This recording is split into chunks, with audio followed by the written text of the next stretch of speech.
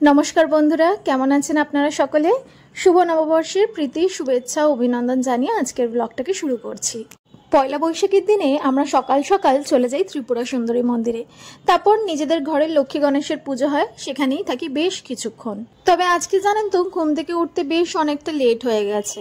তাই ভাবছিলাম যদি মন্দিরে গিয়ে দেখি পুজো হয়ে গেছে তাহলে কি করব, সেই তো বিকেলবেলা যেতে হবে। তাই একবার ভাবলামও যে সকালে না গিয়ে থাক, বিকেলেই যাব।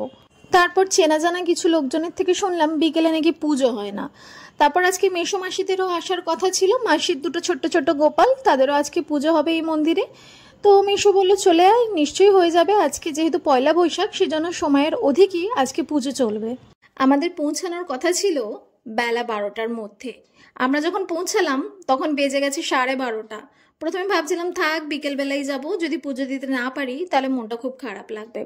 তারপর ভাবলাম না যাই, গিয়ে দেখলাম সে বিশাল লাইন। যেরকমটা ভেবেছিলাম তার ঠিক উল্টো, প্রচুর লোক দাঁড়িয়ে আছে পুজো দেওয়ার জন্য। সেই দেখে মনে হলো বাবা, যেন ধরে প্রাণ এলো। সকালবেলা উঠে যতই ভাবি তাড়াহুড়ো করে কাজ করে সময়ের মধ্যে পৌঁছাবো, কিছুতেই হয় না জানেন তো। দুই গোপাল ভাইকে দুজোড়া করে কঙ্কন আর একটা করে গলার মালা পরিয়ে দিয়েছিলাম, ভারী মিষ্টি লাগছিল জানেন তো। এবছর যে কি মতিভ্রম হয়েছে, লক্ষ্মী গণেশের জামাও কিনতে ভুলে গেছি। এই মন্দিরে এসে রেস্টিং রুমে বসে যখন ঠাকুরগুলোকে সাজাচ্ছিলাম তখন মনে পড়লো যে নতুন জামা তো নিয়ে আসিনি। তারপরে ইন্দর দৌড় ঝাঁপ করে গিয়ে 4টে নতুন জামা কিনে এনেছিল। তো দুটোই পরাবো আর দুটো রেখে দেবো, পরবর্তী কোনো অনুষ্ঠানে কাজে লাগবে। তবে আজকে গরম খুব ছিল, তার সাথে প্রচন্ড রোদ। তবে চারিদিকে দেখছি লোকজন একেবারে গিজগিজ করছে।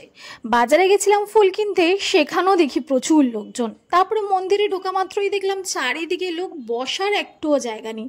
তবে এই রেস্টিং রুমটা বিশাল বড়, আর না অনেকগুলো ফ্যান আছে, তো সেই কারণে খুব একটা অসুবিধা হয় না। প্রত্যেক বছরই আমরা এখানে বসে ঠাকুরকে সুন্দর করে সাজিয়ে নিই। তবে এই বছর দেখলাম ঈদ থেকে শুরু করে নববর্ষ অবধি সবকিছুই এপ্রিল মাসের প্রথম 15 দিনের মধ্যেই পড়েছে। সেই জন্য মাসের শুরু থেকে একদম 15 তারিখ অবধি চারিদিকে শুধু দৌড়ঝাঁপ করে যাচ্ছি। কখনো পুজো, কখনো মন্দির, কখনো বাড়ির পুজো, এই চলছে। দুটো জামা কিনেছিলাম, একটা হলুদ আর একটা লাল। লক্ষ্মী ঠাকুরটাকে লাল জামা পরিয়ে দিলাম আর গণেশ ঠাকুরকে হলুদ জামা। এই ত্রিপুরা সুন্দরী মায়ের একটা খুব বড় ইতিহাস আছে। এই মন্দিরটা কিন্তু স্বপ্নাদেশেই বানানো। আগে এই মন্দিরে শুধুমাত্র মায়ের পুজো হতো আর তার সাথে কীর্তন হতো কিছু কিছু স্পেশাল অকেশনে, কিন্তু এখন কিন্তু সমস্ত কিছু হয়, সেটা শ্রাদ্ধের কাজ হোক আর পূজা আচ্ছা হোক।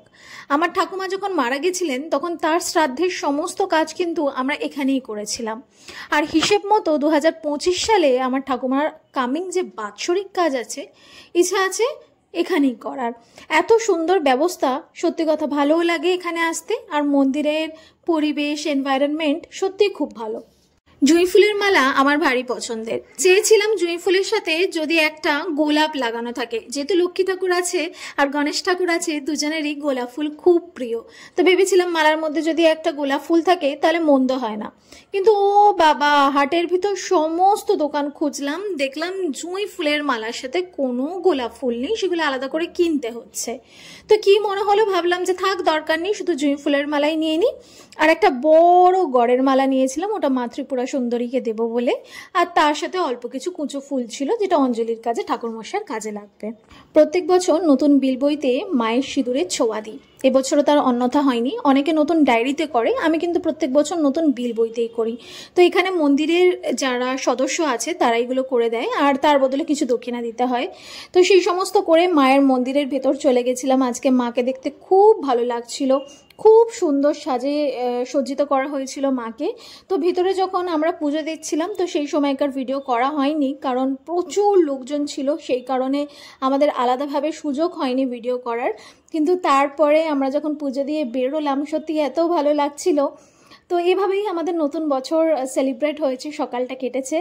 আপনাদের সকলকে আবারও শুভ নববর্ষের প্রীতি, শুভেচ্ছা, অভিনন্দন। এরপর আমরা দাঁড়িয়ে মন্দিরে কিছু ফটো তুলেছিলাম এবং সেলফি নিয়েছিলাম, ব্যাস তারপর চলে এসেছিলাম বাড়ি।